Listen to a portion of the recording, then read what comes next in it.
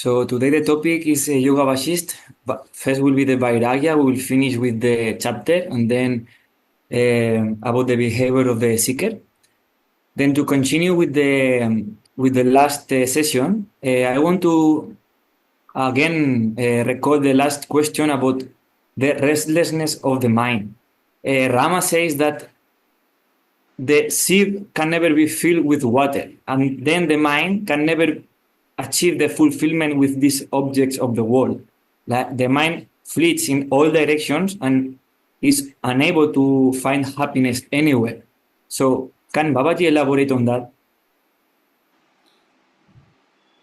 After going around the kingdom as a pilgrimage, the young prince Sri Rama got into such detachment on seeing the impermanence of the world. Like, for example, he tells, if we don't, means the whole world seems to be struggling to fill up their bellies. If we do not give feeding to our body, we die. But on the other hand, if we go on feeding, then also we die one day. So what is this illusion or fun or what it is? Who am I? Where do I stand in between? Like that he starts doing the questioning of his detachment. So now also he tells, mind always seems to be running after the matter of this world, seeking happiness. But that happiness seems to be elusive. You go with an expectation, you try to have that, and there is always a disappointment. Somebody behaving in a different way, somebody behaving in a different way. You want everybody to be behaving normally, peacefully, harmoniously, lovingly, carefully, but everybody have their own ego. And based on their own temperament, everybody operate in this world. So that's why Sri Rama says that there seems to be no peace for the mind at all. How can this be achieved?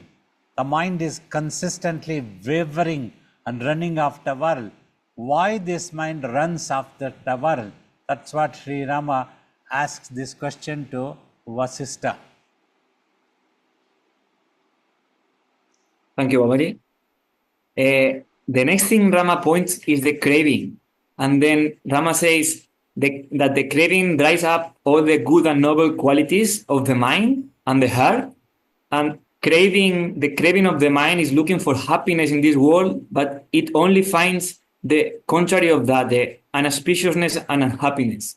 So why is that, Babaji? Why that craving is there if it is not able to give whatever we are looking for? Buddha says constant cravings of the mind is the basic reason for unhappiness. One thing. And generally for human beings, this craving happens and this gets transformed into greediness. When they see the world, they imagine their happiness is in the world. And they start imagining, if I obtain this, like if I obtain this kingdom to mine, if I become the emperor of this kingdom, if I can own this property, I can own this wealth, any such things, one or two or hundreds, the matter, the world that consists, imagining happiness, we become greedy. That's what Rama says. People become greedy. When they are greedy, by hook or crook, they want to obtain and possess that one. Whether ethically, morally, they can behave properly, or immorally also, unethically also, if they need to go, like pickpocket somebody, disturb somebody's peace, rob somebody, do anything, any harm to anybody, but I must possess. Kingdoms, look at the history, one invading the other. No, hardly anybody has remained in their own kingdom peacefully, happily, contented. Even if history we get to see there were exceptions, some noble kings who remained in their kingdom happily, peacefully contented, but then others did not allow them to live peacefully. So they invaded them. So this type of greediness always is happening. So why can't, I have also wondered since childhood, why cannot human beings live for each other? Why is that they are always against each other? This craving and this greediness, craving happens when you do not have satisfaction, contentment. Somebody, Swamiji was telling, perhaps it is the human beings only, they eat for taste. They don't eat just to fill their belly. Even if they are full also, if a tasty food comes, they want to go on, continue eating because they are greedy. The cravings is there. By indulgence, the craving increases. Everywhere, people are not satisfied with their one thing. We get to see stories. People are not satisfied with one wife. They want to go for an extramarital affair. And then wrong things happen. Robbing, murdering, these things are all happening. That's what Sri Rama mentions. In the society, always we get to see people losing nobility, becoming greedy by craving. Then they lose all ethics and moral values. How can this come? That's what Sri Rama mentions and explains to Sri Vasistha. Means your question was, why this happens, rise? Means all these things happen if we are not practicing spiritually. That is important. You see, since childhood, we learned spirituality as a way of life. Sitting next to the laps of our mothers, we learned chantings, remembering God, offering flowers to God. And also, eventually, we learned meditation. We started thinking in that direction, in a noble way, that all must be happy. The happiness must be there 24 hours, 12 months. Humans must live for each other. Like this, it came as a child also in our mind. We were never greedy, never wanted to rob somebody else. So because spiritual practices were there. Also, if you have observed in my talks, I have told, it is very good that we have advanced through science and technology, no problem. But all this, many of these things have given rise to more conflict. Through science and technology, people have tried to, countries have tried to become more powerful, but it has given them arrogance, ego, trying to bully other countries who are weak. So these type of things are all happens. So they don't get contented. That is because we have forgotten spirituality. If everybody can be meditating as a way of life, just like you get up in the morning, you want to have a shower, you clean up, you dress up, you have a breakfast and go for your job, your business, your work. In the same way, before that, for 1 hour, if you can sit for meditation like a way of life, that must be without fail every day, then the mind can remain under control. You will be able to restrain yourself. Means anybody, they won't go into a greediness. They will be able to understand, yeah, this certain thing belongs to somebody else. This is not mine. I should not become greedy to rob this person. That type of noble thoughts will come if the mind is purified through spirituality. So that's my opinion. If everybody can undertake meditation and like that of spiritual exercises, so they can restrain themselves, they will have noble thoughts and peace and contentment will descend. Like we have to remember here a scientist's statement many times that I have told, Earth always have had and will have enough resources to meet the need of humanity but not its greed. So this thing we must notice, point to be noted. We have to work for our need, not become greedy. So that is the reason. Thank you, Babaji. Now, with this that Babaji said, Babaji always, when says the importance of what his mother taught him about the culture, the philosophy in the school. So, how important is to change the course of this that we are going to teach in the school proper spirituality to the children, and then they can get educated into the spiritual path, not only into the world. So how important it is that change? You see, in Indian culture, in our Bharat culture, since time immemorial, this mantra was taught. Mata, Pita, Gurur, Devo Bhava. Means first number comes to mother, then father, then comes the number of Guru. Because as a small child, just born baby, it is on the laps of the mother. That is where it can learn good things, bad things, or learn nothing at all. So if mother is well educated, she is noble, if she is spiritual, she will be able to teach the child also the right manners, right contentment, right culture, nobility, all these things. If every mother in the world are there, then they can be teaching. Then father also need to be. Swamiji used to tell ki parents don't simply give lecture to your children, they will be observing your behavior also. Your behavior also is very important. Father, mother, they have to behave properly in front of their children. A father keeps smoking and gives lecture to the child, smoking is very injurious to health, you must not smoke. That thing will not work.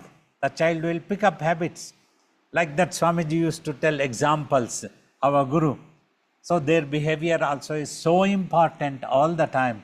If they are spiritual, above all, the child will have its own prarabdha, its own basic nature, its bringing from previous lives. But to a larger extent, parents can try to influence from childhood. You have to give time. This will not come once in 6 months if you give lecture to the children. Every day you have to try and spend some time with your children when they are very young. Then they will pick up the thing. Then they should be able to find the right teachers. So in our time, even in nursery, primary schools, the teachers, along with the prescribed lessons, they used to talk about moral values, moral stories from Ramayana, Mahabharata, cultural values. They used to tell us. So it used to influence our minds. So slowly we became highly spiritual. So this is very necessary. Spirituality doesn't mean that you have to give up homes and run to forest. That is not spirituality. Spirituality means living as a matured human being, a noble human being, having the ability to consider about each other. Because if one person considers but another person is a wicked, it will not work. Both has to consider. In the ashram, if the Guru has left one disciple and another disciple to do sadhana, they both will have to do sadhana. If one tries to encroach for his personal gain, then the conflict happens. If one only is looking after the ashram and another tries to encroach the things for his personal thing, there will be conflict. There cannot be harmony and peace. This is what happens in the world also. This is just an example I am giving, what we have seen in our life. Otherwise, if everybody can simply do sit down and meditation, where is the problem? In this hall, all of us sat and meditated. If we all meditate and gain nobility and go our way, so what is the problem? But instead, if we start fighting, so this place belongs to me and this harmonium belongs to me, then the conflict arises. This is what the world is seeing. When people become greedy, go into craving, they don't meditate properly. So that's why spiritual exercises are very much necessary.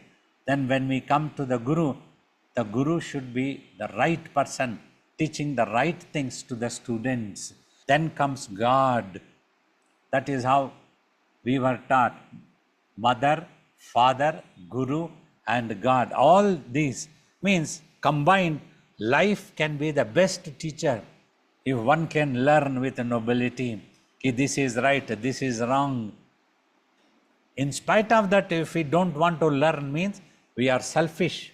Then we become cunning and we become narrow-minded. Such people don't want to learn. Even after spending years of time with a guru like Swamiji, if they don't learn, that means they were not proper.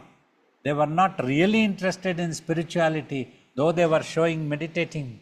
So this is what happens in the whole world also, Swamiji used to tell. Thank you, Babaji. Now, going back to Yoga Vasist, Rama points out to the body and the stages of the body, the childhood, youth, and old age. So starting with the body, he said that like the body is inert, but it appears to be intelligent. But at the end, it's only a boat that helps us to cross the ocean of birth and death. But we should not regard that body as our own self, because even if it lasts for long or dies very quick, it is useless, Rama says. And then also said, and mindful of the old age and death, that they are equal for the rich and the poor, it seeks wealth and power. So why the body is seeking these two things all the time when you can realize that everyone is going to die and those two things are not going to go with you when that happens? See, if you all remember, the same thing in my talks, I have been telling what spirituality alerts. Because entire universe, including our own physical body, is impermanent. That is why it cannot give us permanent happiness. We have to look for a permanent solution. Who are we then? Like that, everybody should think. Like I used to think, are we born with this body? Are we going to become extinct when the body dies? Are we going to exist in some other form? How did we come to be in this body? Or if we are not this body, what made us so? What is the reason? And throughout the mind keeps struggling and everybody goes into a greediness, selfish, they become narrow-mindedness. Many we get to see in the society every now and then this keeps happening. So this is all lack of spiritual teachings, lack of spiritual practices. That's what in our culture we talk of different eras, yugas. Like there was a Satya Yuga where people were very highly matured, very great noble people who always loved each other. They lived for each other. Nobody knew any greed or harming anybody else. Nobody knew what robbing was. Then Ramayana, Mahabharata came. There were lot of moral values were there in spite of certain wrong things that happened. During Mahabharata, though one person became greedy and was always trying to harm his cousins, but yet there were some noble values were there during the war. As long as Bhishma was alive, all rules and regulations were followed. It was fought only for a specific reason, not to harm each other, not out of vengeance or hatred. So like that it went on. But after that, slowly everything was lost. People became unethical and immoral. So thus this thing happened. Then finally Yudhishthira came to be the emperor. During the fag end of his rule, one day when he saw people locking homes, he was damn surprised.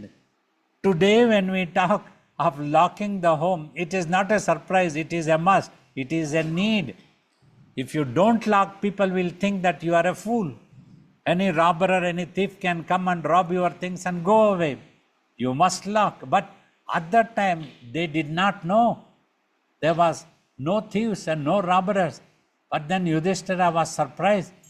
Why these people are locking their homes? He exclaimed. When first time you saw a strange thing, that is how it happens. So now immorality has grown. It has become the order of day. Whatever we considered 50 years ago or 100 years ago as immoral or unethical, when majority of the people start doing, they start demanding, we be recognized for doing this job. We want to continue this. Give us official recognition. You never know, one day all thieves associate may form an association, can start demanding we thieves be recognized. That is what is happening in the world. Anybody doing anything, if they become majority, they demand the government recognize them, judiciary recognize them. Nobody bothers to discuss whether it is moral or immoral, proper or improper. No, it is the order of the day. If one boy tears the pant and uses it as a fashion, then others all follow. Then they all demand, this is the right educated way. If you point out, why are you tearing your pant like a mad boy, idiot? He tells, no, this is the fashion. This is how all educated people are doing. They are tearing their pants. So that is how things happen in this world. Might becomes right. That is the old saying. Might is right. Not the right things. Nobody thinks. If there are 4 people, 40 people, they demand this to happen. We be recognized for this thing. And one day that may become the order of the day. What we couldn't have thought of 50 years ago, it is happening today. So like humans, where they are going, because they forgot the spirituality. Becoming. That is based on this only. Satya Yuga, Treta Yuga, during Ramayana, during the Mahabharata, Sri Krishna time, that era is known as Dwapara Yuga. And now people call this as the Kali Yuga. Kali Yuga means human thinking is deteriorating. Day by day it is deteriorating. All things are happening. Anything you wouldn't have considered, as I am telling 50 years ago, 100 years ago, whether in movies, whether in the society, whether in the life, it is becoming order of the day. It is done open. There used to be one day when in our childhood, a person would drink alcohol quietly, unknown to anybody, because they would be taken to police station and beaten up. But now they openly drink, and the police have to be careful not to touch a drunken man. You know, you don't know whether he is a VIP or what he is. Things have changed, you see. So that is how humans' thinkings are deteriorating. Based this only, the yugas are calculated. Thinking has gone down. This is all. We have forgotten spirituality. Right type of gurus have become very rare. A self-realized master is the rarest of rare thing. So many gurus have cropped up. They teach all sorts of things. They dress up in any way they like. And the students also pick up the same thing. Our guru is able to ride on a motorbike. He rides with a pant and shirt. He is not a simple man. We don't have to be simple people. We can also do anything. So like that it goes on and on. So there is no end for this. That is why the world is deteriorating, if you think. But still, there are people who are thirsty of spirituality, who want to know the truth. You see people sitting here, 150 people are sitting here in a meditation. They are listening to our question and answers. We are able to talk at least because somebody is listening to us. It should have been 1,500. It should have been 10,500. But at least 154 is fine. Is a big number for us, you know. So that's what Sri Rama spoke thousands of years ago. That was maybe 10,000 or more years when Ramayana happened. Sri Rama's soul was very ripe. Just by listening to the discourse of his Guru Vasistha, he achieved Nirvikalpa Samadhi, total quietening of the mind, and achieved self-realization, for which we keep struggling. 1 hour sitting, we keep struggling. 1 hour to keep the mind quiet seems to be impossible. But it became possible so easily for Sri Rama. He was a ripe soul. He understood the problems of the world. He understood why this to happen. Then when he made his mind quiet, he realized the truth. This is what, if this can, because I have meditated, I have seen my mind becoming noble. I can guarantee that one. I am a harmless creature. Unless there is a larger cause, I don't want to go into a fight with anybody. If somebody attacks our ashram, then we have to defend. So through the practice of spirituality since childhood and meditation, mind can definitely become purified.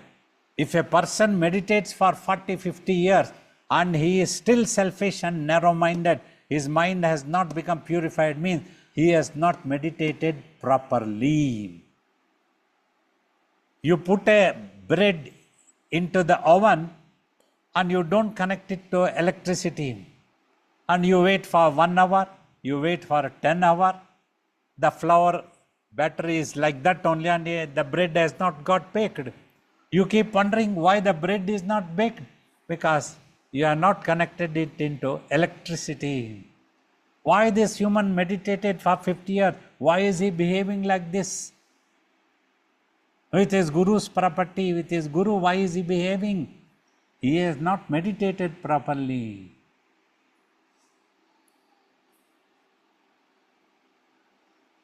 Thank you, Babaji.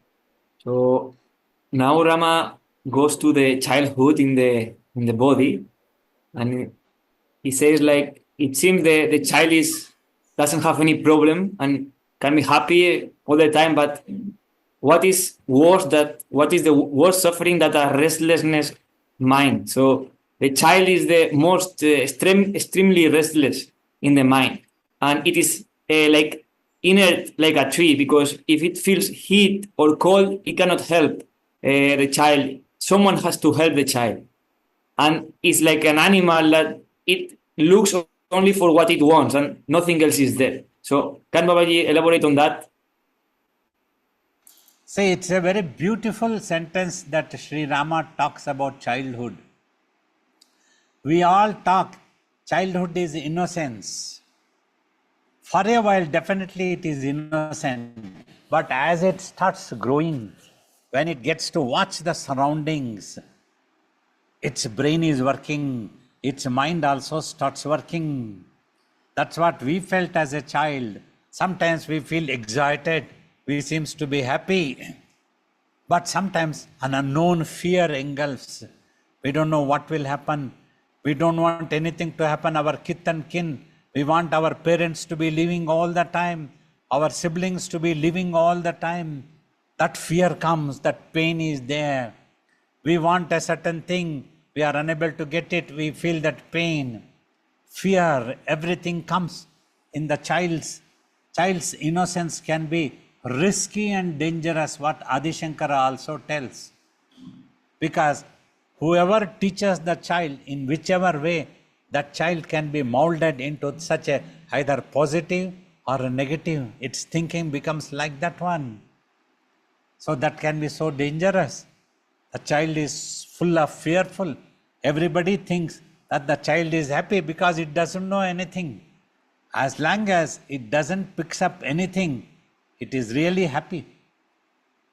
That's why Buddha's parents, when an astrologer said he is going to become a Buddha and a bhikshu also. So his father did not want Buddha to go out of the palace for long time till he became a youth of 20-year-old. He married Buddha also to a beautiful princess. So Buddha didn't know what difficulty, he was a prince. Everything was available in the palace. Eating, sleeping, enjoying, there were no responsibility, nothing to do. But the destiny, one day he happened to come out of the palace and go the fort on a chariot with his charioteer. Then he got to see the world. When he saw the world, a person suffering, a person becoming old, a person dying, a dead body. These became puzzled. That is also a human being like me. He asked his charioteer, do we also have to die? Yes, master, one day we all have to die. Yes, master, one day we all have to become old. We might become ill any time. There is no discrimination for illness. He says, and Buddha was puzzled. He became restless. He lost interest in the kingdom. He lost interest in the palace, in his luxuries, in eating. Say the story says he lost interest in wife and the beautiful child. He left them in the midnight and went to find the truth. He meditated and became Buddha. He achieved self-realization, and he only said, constant cravings of the mind is the basic reason for unhappiness. He said, you achieve nirvana by meditating, then you achieve contentment also, then you have peace all the time. Mentally you have to stop. That's what he told the Angulimala, the dacoit chief. He was walking in the forest, Buddha one day. This dacoit was following him from behind. He tells Buddha, stop. Turning back, Buddha says, I stopped long ago, Angulimala. Angulimala means he was a robber or dacoit who used to kill people for his livelihood and cut their fingers and make a garland of them and put it on his neck. In that name only he came to be known as the finger garland person, Angulimala. He tells Buddha, I stopped long ago. When are you going to stop? This had a mesmerizing transformation in the person. Why is he telling that I have to stop? How does he say that he has stopped? What does that mean? He comes and talks to Buddha. What do you mean that you stopped? I ordered you to stop here. That's why you stopped. Now I am going to kill you. He says, this stopping is not the stop. This is the physical body. I stopped, I told you. Buddha tells. The I inside, the consciousness, the mind, he tells, that achieved nirvana, and I am totally contented. If you want to cut this body and you think that you can achieve happiness, you do that one. Then some realization occurs. He becomes a disciple of Buddha. Such transformations occur. That's what Sri Rama talks here beautifully. Finally, spirituality is the answer. Meditating, trying to understand the self, what we are, is all important. Then we can achieve contentment, peace. These things come. This is what Sri Rama also talking in this Vairagya Prakarana, detachment chapters to Vasistha. He talks like this. This was the puzzle he had, like Buddha. That was how Sri Rama also became a great self-realized soul, whom we worship as God, equivalent to incarnation of divinity. Thank you, Babaji. Then Rama explains or points out about the youth, that is subjected to numerous mental modifications, and then goes to the misery of the childhood to greater misery. It is going for short living pleasures and lot of lust, and like the fire of lust in the heart happens, and is going behind the sexual activities and like as a slave to the sexual attraction. So he says that even after that, all the passion that crops in the youth, it follows to the next of the old age, and then burn the heart there fiercely. So can Babaji comment on that? And see, in a simple way, I have tried to explain and tell. Means about the ice cream or chocolate, any such thing. You want to eat an ice cream and then you think that you get happiness. Then cravings come, you are unable to stop. You want to have one more scoop. You eat another. How many you can eat? If you want to eat 10, 40, 50 and 100, go on eating. You have cravings and you are unable to stop.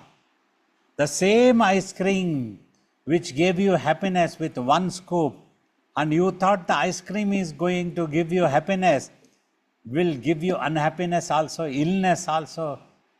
When you go on eating and eating and eating, if you think that this ice cream can keep me happy forever and I can go on eating forever, it cannot happen like that.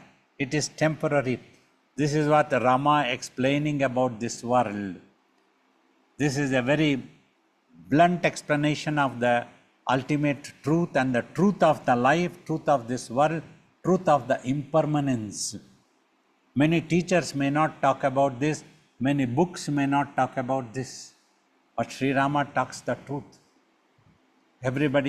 People go to this world thinking they are going to be happy, but they become miserable. Then they are unable to give up. They get trapped. This is what Sri Rama is talking. Becoming greedy, unable to restrain ourselves. Means another point to know or remember, spirituality does not prohibit you to be in the world. This one must understand. No need to misunderstand these utterings or teaching. You can live in this world. You can adopt any way of life, is no problem. You can be a householder, you can be anybody. But simply you need to know the limitations of the world and you need to know when to stop. That is important. Like I tell, you can sit in a car and go on driving. That's no problem. But you need to know when to stop. If you are unable to stop, then you are in danger.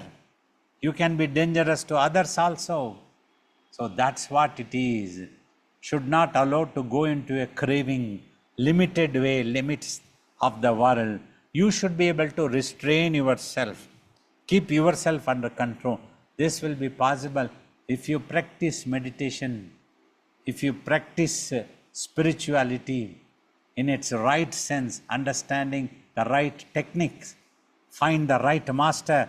That's why Sri Krishna also tells Arjuna, before death shall claim thee, go to the knowers of the truth, sitting at their lotus feet, putting intelligent question by seeking permission from them. Adopt their teachings in your life and achieve that truth to yourself. You can be happy. Later in these chapters, Vasistha also tells, achieve that self-realization through numerous stories. He talks about the illusion the mind can create, why the cravings all happen. But if you achieve self-realization, then you can happily move on this earth. You can be anybody, you can be a prince. Sri Rama became a king also. He was a prince, he got married also. Simply, you have to follow the rules and remain contented, then you are always happy. So that's what one needs to understand.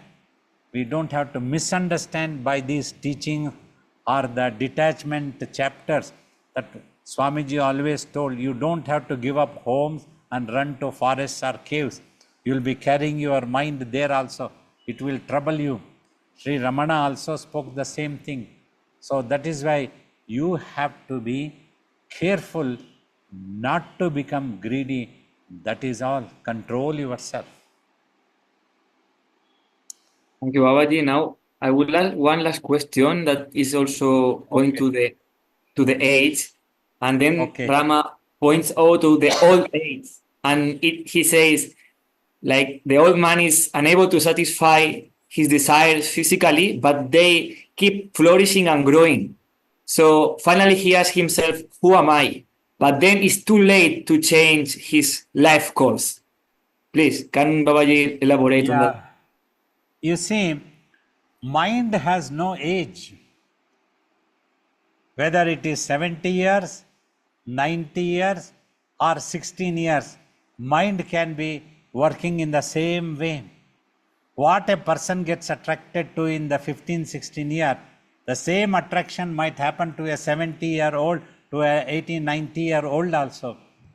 Mind never grows of old age. Only the body becomes old.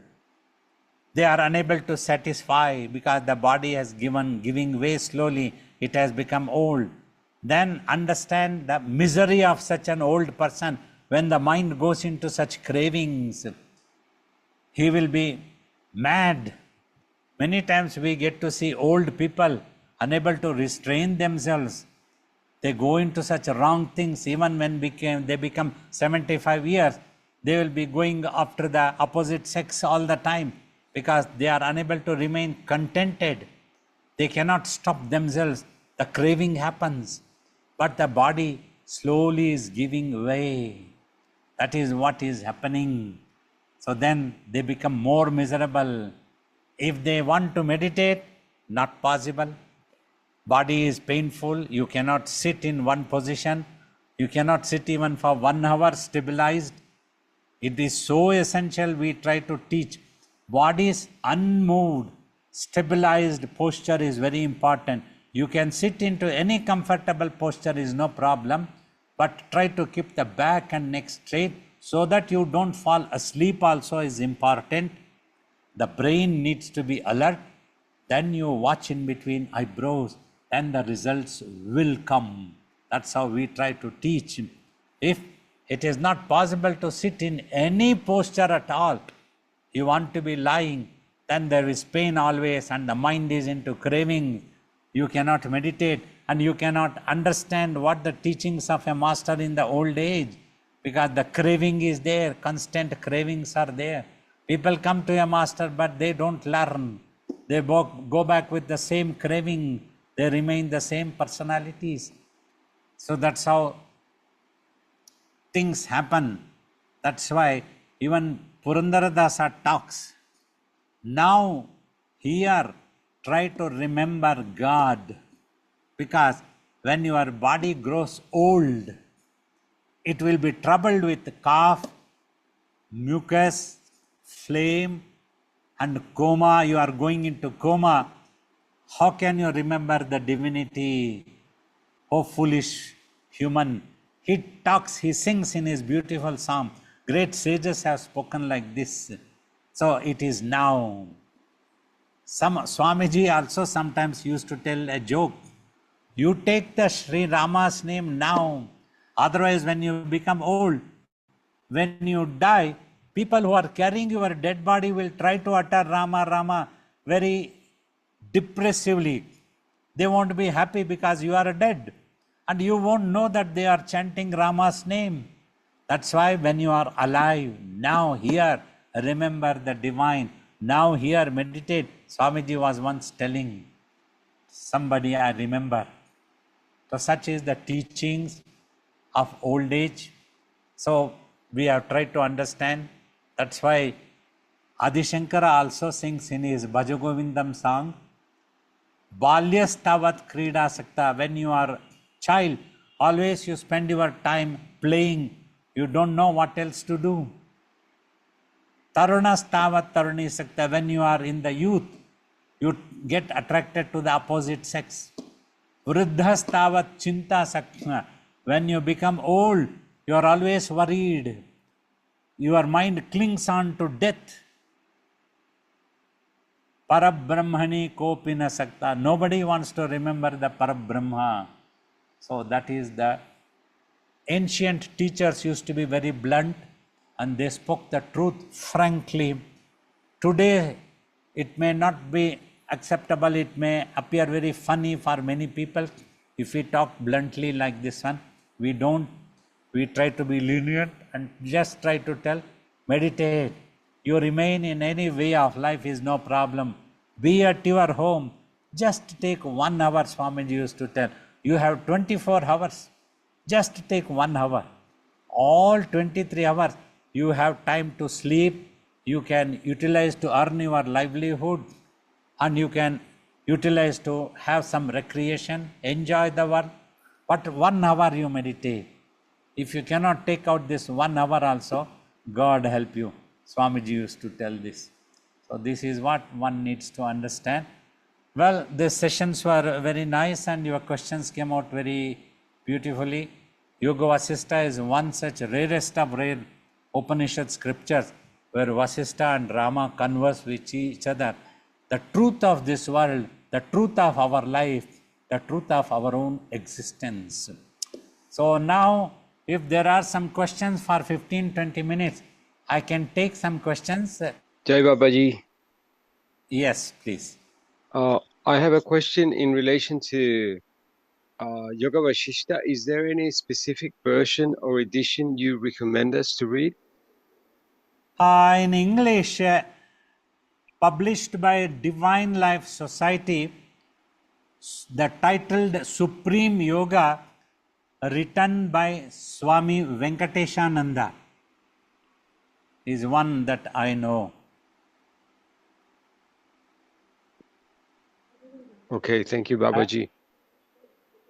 There is one more book published by Ramakrishna Mutt also, that Okay, Ambaji is saying you can try there also in Ramakrishna Mission's websites or online things.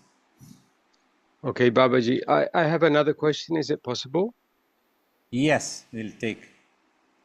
How to deal with other people's distress, because sometimes people want or need or relatives, they need our attention, and of course we have to give them our attention. But I have noticed that the more we meditate, we feel detached a little bit from other people's problems. So how to deal with them in order not to seem unpolite with people, you know? Is there any One thing, when we meditate, when the detachment comes, what we need to understand is the universe is impermanent. So we don't have to turn our face from this world or people. If any one of your own people or any relatives or friend is in need, two things. One, you can try to listen to their unhappiness or what they are being troubled, and then try to give a little bit counsel that you are good, you can become better. You also try to pray to God, you try to meditate, something like that. You can try to help them counseling. That will be a great relief to others, even if you are unable to do anything else. So detachment doesn't mean that you have to be totally unconcerned about anybody in the world. Like we also as a yogi, after tapas, we give time to people. If they want to talk about their sadness, sorrows or troubles, at least if I cannot do any magic, I listen to them. That gives a big relief to them, right? So like that you can help. And continue your Babaji. meditation. Pranam Babaji, Pranam Babaji. Yes. When we go about the world, we see things, nature, etc. Should we contemplate the beauty of God in those things, or as Yoga Vasishta says, should we simply see the transience of things, or maybe those two attitudes could go together? You see, first to begin with, you see it as a temporary, impermanent thing. Then you practice meditation. Gradually, your consciousness expands with purity, and automatically you will be able to see the divinity everywhere. That is the right thing practically. By theory, if you try, you can get confused many times. Thank you, Babaji.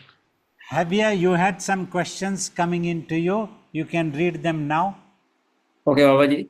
So I'll take- from Suya, from Sukanya, she asked, how can we know the difference between the real guru or knower of the truth and the false prophets? First thing, you need to be sincere that you want only self-realization, mental peace, sadhana for mind. Then you will not compromise. Automatically you will be blessed by God to find the right guru. You will not get attracted to magic, crowds, or such dances or such chutukullas or such things. You will not compromise. That is important. Then the divine will bless you to have the right type of guru. You need to be sincere. Next question.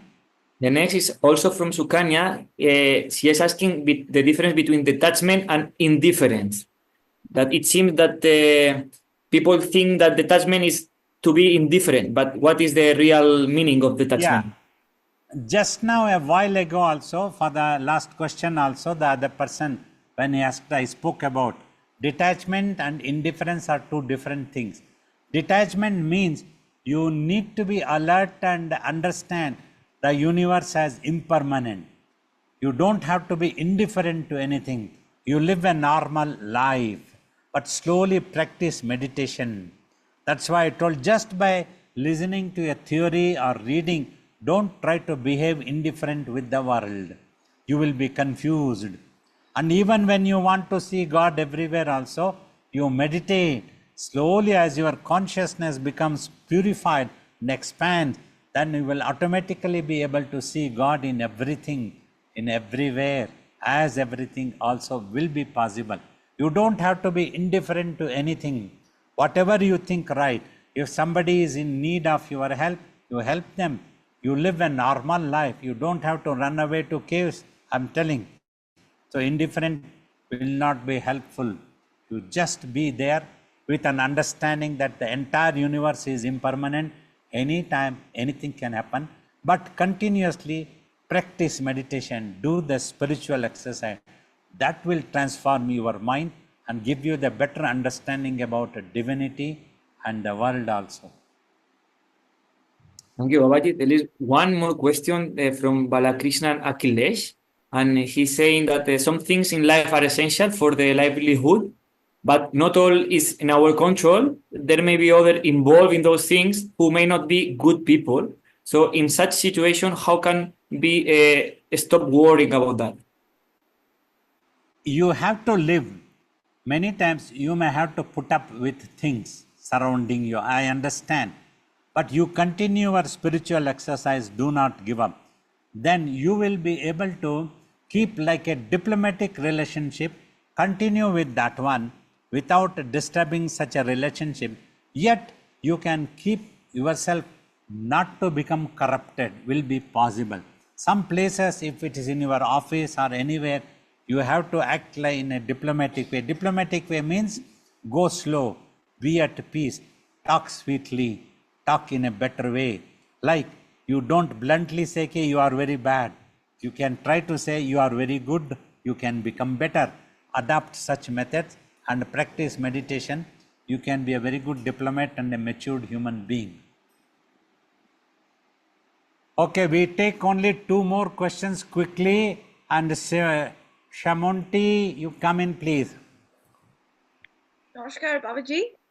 My question tonight is, how do we transform our behavior and mindset and become less lazy / avoidant / fearful, and instead work to selflessly serve our communities with our self-efforts?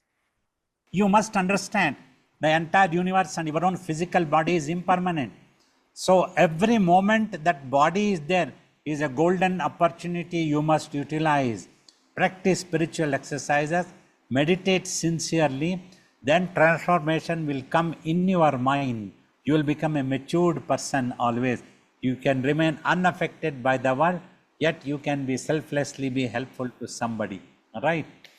Pranam Babaji, my question to you is like in Bhagavad Gita there is a lot of mention of the word dilemma, dvand in Hindi, like I read it in Hindi, dvand again and again. So dvand is in what sense? We have to be away from the dvand. Like you practice meditation, only then you can implement in your life all these things. Mentally, you have to be away from the duality. But physically, you live a normal life. That is necessary. What And you will know this. Duality, what is the duality here means? Bhagavad Gita. Duality is happiness and unhappiness. One thing gives you happiness, another thing gives you unhappiness. So don't allow your mind to get involved with either of them. Then you are with the divine. Wonderful. They were very wonderful questions. Thank you, Javier. Now bear with us for 2 minutes. Now we will go for Arati.